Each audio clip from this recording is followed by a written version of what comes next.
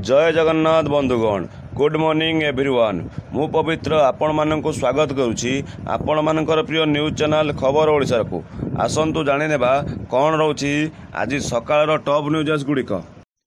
कथा रखिले मोहन माझी पूरण कले चाषी को देइथिबा प्रतिश्रुति राज्य बजेट रे कृषक माननकु देले अधिक गुरुत्व सेथिपई कले व्यय बराद चाषी कूल को देले अधिक गुरुत्व बढ़िला धानर सर्वनिम्न सहायक मूल्य 3100 टंका पूर्वर चली आसुथिबा एमएसपी ठारू 800 टंका वृद्धि कले एमएसपी बोली सूचना रहउछि।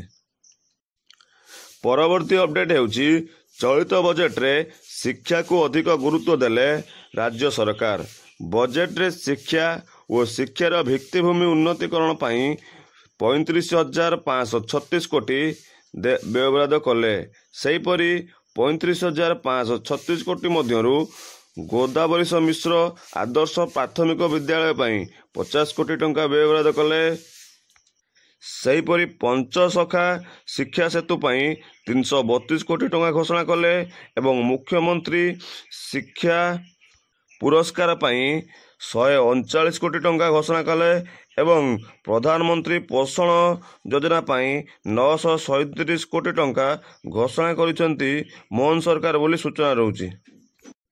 परवर्ती अपडेट हेउछि बजेट संपर्क रे जनता को अवगत कराइबो भारतीय जनता पार्टी एने प्रति जिल्ला रे हेबो प्रेस मीट करिवे बीजेपी नेता धर्मेंद्र प्रधान एवं बैजयंत पंडा करिवे अवगत 27 एवं 28 तारिख में सारा राज्य में बीजेपी करिबो प्रेस मीट बोली सूचना रहउछि।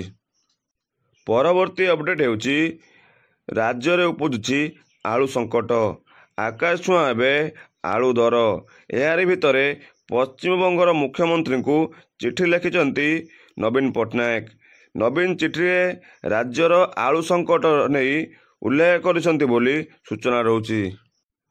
परवर्ती अपडेट हेउछि दिन को दिन राज्य में बढ़ी चलछि आलू दर पश्चिमबंगरू आलूर आमदानी बंद होइतबा कारणरू बढ़ी आलू दर बोली सूचना रहउछि। एही भली सिचुएशन रे पश्चिमबंग ओडिशा सीमा रे अटकछि अनेक आलू बोझे ट्रक बोली देखा मिलुछि। परवर्ती अपडेट हेउछि वैदेशिक मंत्रालय को कड़ा समालोचना करिसंती पश्चिमबंगर मुख्यमंत्री ममता बनर्जी बांग्लादेशी शरणार्थी को पश्चिमबंग रे आश्रय देवा नहीं विरोध करथिले वैदेशिक मंत्रालय एहाकु नहीं पालटा जवाब रखिसंती मुख्यमंत्री ममता बनर्जी कहते मु फेडराल गठन को बहुत भल भाव जानी मु 7 थर सांसद एवं 2 थरर केंद्र मंत्री थिली मते अन्य तुलन में वैदेशिक व्यापार मंत्रालय नीति को भल भाव जना अछि तेणु मते एही विषय रे शिक्षा देवा आवश्यक नहीं यह अपेक्षा व्यवस्था किसी शिखिबा आवश्यक बोली कहते ममता बनर्जी। परवर्ती अपडेट हेउछि चलित बजेट रे शिक्षा को अधिक गुरुत्व देले राज्य सरकार बजेट रे शिक्षा और शिक्षार भित्तिभूमि उन्नतीकरण पई 35,536 कोटी व्ययबराद कले सेहीपरि 35,536 कोटी मध्यरु गोदावरी मिश्र आदर्श प्राथमिक विद्यालय पई 50 कोटी टंका व्ययबराद कले सेहीपरि पंचसखा शिक्षा सेतु पई 332 कोटी टंका घोषणा कले एवं मुख्यमंत्री शिक्षा पुरस्कार पई 139 कोटी टंका घोषणा कले एवं प्रधानमंत्री पोषण योजना पई 937 कोटी टंका घोषणा करिसेंती मोहन सरकार बोली सूचना रहउछि।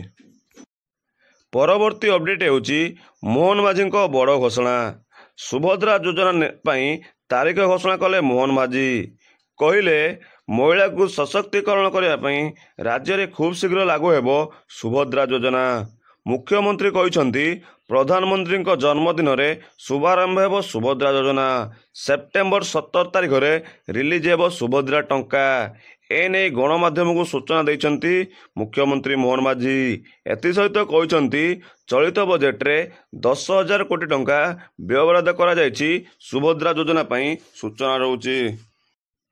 ପରବର୍ତ୍ତୀ ଅପଡେଟ୍ ହେଉଛି ରାଜ୍ୟର ଆଳୁ ଗୋଦାମ ସ୍ଥିତି ପରୀକ୍ଷିଛନ୍ତି ଖାଉଟି କଲ୍ୟାଣ ଏବଂ ଯୋଗାଣ ମନ୍ତ୍ରୀ କୃଷ୍ଣଚନ୍ଦ୍ର ପାତ୍ର। କହିଲେ 32 ଟଙ୍କାରୁ ଅଧିକ ଟଙ୍କାରେ ଆଳୁ ବିକିଲେ ବ୍ୟବସାୟୀଙ୍କ ବିରୋଧରେ ନିଆଯିବ କଠୋର କାର୍ଯ୍ୟାନୁଷ୍ଠାନ ବୋଲି ସୂଚନା ରହୁଛି। ପରବର୍ତ୍ତୀ ଅପଡେଟ୍ ହେଉଛି ବଜାରରେ ବିକ୍ରି ହେଉଛି ନକଲି ସାର। ଲୁଣରେ ରଙ୍ଗ ମିଶାଇ ପଟାସ ସାର କହି ବିକୁଛନ୍ତି ଅସାଧୁ ବ୍ୟବସାୟୀ ବୋଲି ସୂଚନା ରହୁଛି। ପରବର୍ତ୍ତୀ ଅପଡେଟ୍ ହେଉଛି ରାଜ୍ୟର ଶିଳ୍ପ କ୍ଷେତ୍ରରେ ନିଯୁକ୍ତି ନେଇ ବଡ଼ ବୟାନ। ରାଜ୍ୟର ଶିଳ୍ପ ସ୍ଥିତି ଗୁଡ଼ିକ ଦ୍ରୁତ ଗତିରେ ବଢ଼ିବାରେ ଲାଗିଛି। ଏଥିସହିତ ଆଗାମୀ ଦିନମାନଙ୍କରେ ଏହା ନିଯୁକ୍ତି ସୃଷ୍ଟି କରିବ। ଶିଳ୍ପମନ୍ତ୍ରୀ କହିଛନ୍ତି ଆଗାମୀ ଦିନମାନଙ୍କରେ ପ୍ରାୟ 5 ଲକ୍ଷରୁ ଅଧିକ ନିଯୁକ୍ତି ସୃଷ୍ଟି ହେବ ବୋଲି ସୂଚନା ରହୁଛି। ପରବର୍ତ୍ତୀ ଅପଡେଟ୍ ହେଉଛି ଗତକାଲି ଚଳିତ ବର୍ଷର ବଜେଟ୍ ଉପସ୍ଥାପନା ସରିଛି। ବିରୋଧୀ ବିଜେଡି ଗଣମାଧ୍ୟମରେ ରଖିଛି ତାର ପ୍ରତିକ୍ରିୟା। କହିଛି ବିଜେପି ସରକାରଙ୍କର ବଜେଟ୍ ପୂରାପୂରି ଦିଗହୀନ, ଦୂରଦୃଷ୍ଟିବିହୀନ, ମହିଳା, ଯୁବକ, ଚାଷୀ ବିରୋଧୀ ବୋଲି ସୂଚନା ରହୁଛି। ପରବର୍ତ୍ତୀ ଅପଡେଟ୍ ହେଉଛି ରାଜ୍ୟରେ ଚଳିତ ମାସର ତୃତୀୟ ଥର ପାଇଁ ଲଘୁଚାପ କ୍ଷେତ୍ର ସୃଷ୍ଟି ହୋଇଛି।